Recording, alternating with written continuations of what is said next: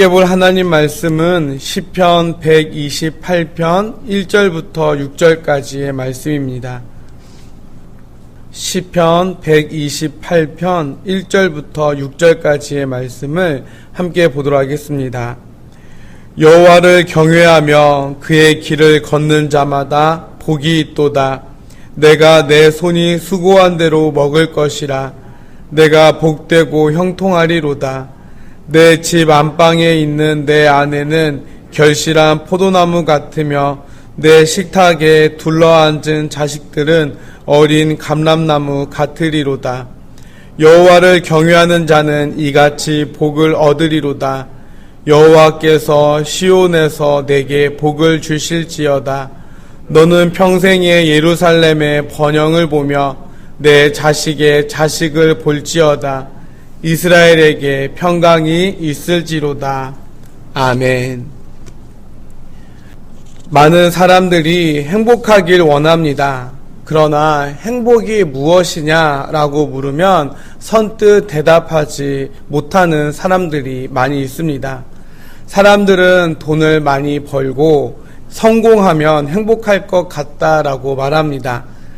그러나 스스로 목숨을 끊는 사람들을 살펴보면 돈이 없어서 성공하지 못한 사람들만 그런 극단적인 선택을 하는 것은 아님을 우리는 알게 됩니다. 그 중에는 우리가 부러워할 만큼 많은 돈을 가졌으며 많은 사람들이 인정할 만큼 큰 성공과 명예와 인기를 얻은 사람들도 있습니다. 그렇다면 그들은 무엇이 부족해서 스스로 목숨을 끊는 그런 극단적인 선택을 하는 것일까요? 그것은 비록 우리가 많은 돈을 가졌고 큰 성공을 거두었지만 우리 안에 있는 그런 영적인 갈급함의 문제가 해결되지 않았기 때문입니다. 그래서 성도들 중에서도 영적인 갈급함의 문제가 채워지면 부족함 중에서도 고난 중에서도 기뻐할 수 있고 희망을 보게 되는 것입니다. 그 대표적인 예가 바울이 아니겠습니까? 바울이 쓴 빌립보서의 별명은 기쁨의 서신입니다. 왜냐하면 바울이 감옥에 갇혀 있으면서도 빌립보 교회 성도들에게 편지하면서 16번이나 기뻐하라 라고 말하고 있기 때문입니다. 세상 사람들 눈에는 감옥에 갇혀 있으면서도 기뻐하는 바울이 너무나도 이상한 사람으로 보여질 수 있습니다. 그렇다면 바울이 왜 그렇게 할 수 있었을까요? 바로 예수 그리스도 때문에 영적인 갈급함이 해갈되는 은혜가 있었기 때문이었습니다. 오늘 본문은 127편에 이어서 하나님의 길을 가는 자에게 주어지는 복과 형통에 대해서 말씀하고 있습니다.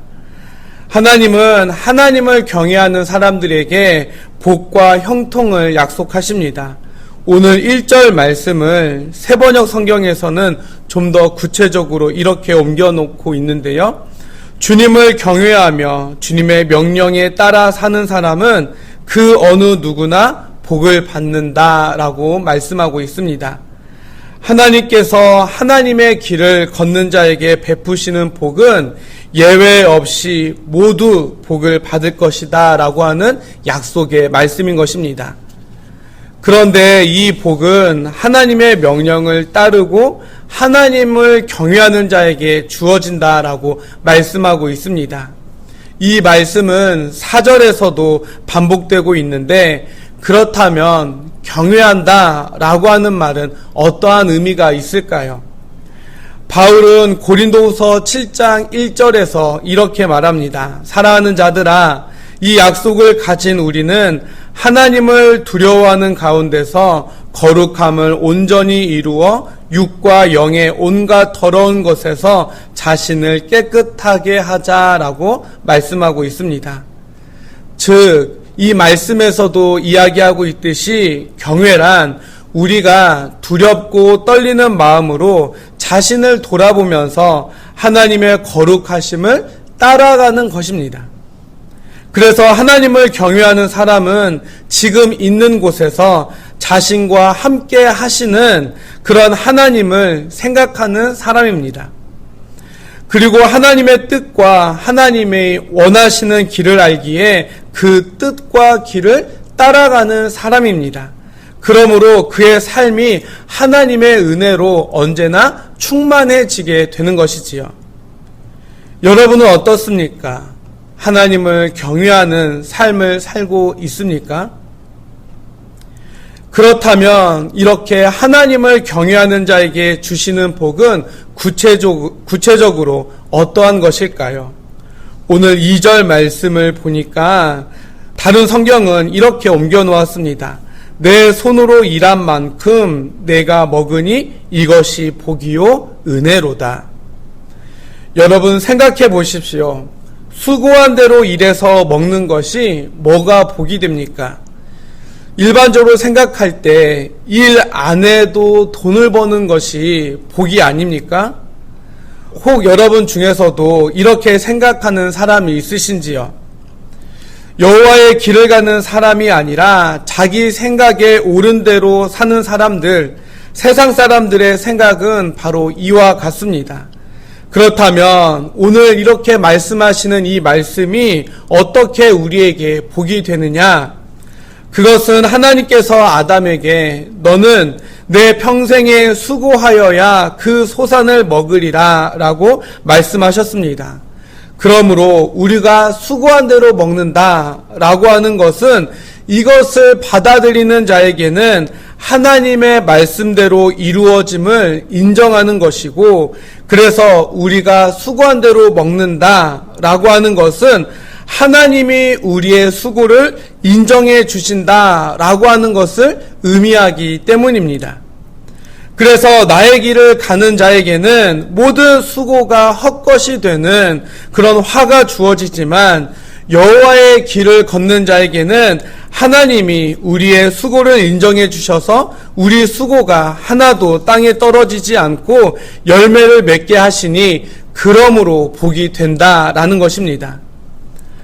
하나님이 우리에게 주시는 이 복은 이제 우리 가정으로 흘러 넘칩니다.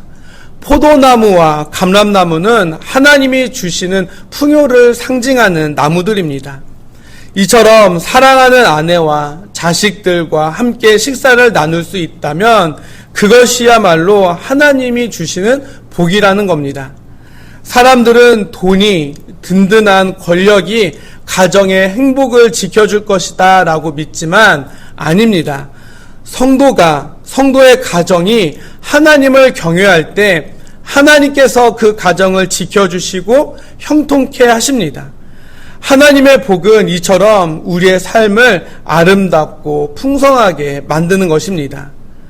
바라기는 세상 사람들이 바라고 원하는 길을 따라가는 것이 아니라 하나님을 경외하고 하나님의 명령을 따라 걸어가는 성도가 되어서 하나님이 주시는 복과 형통이 나의 삶과 가정에서 주님의 몸된 교회에서 온전히 받아 누리며 살아가는 복된 성도의 삶을 살아가는 저와 여러분의 삶이 될 수 있기를 주님의 이름으로 간절히 축원해 드립니다.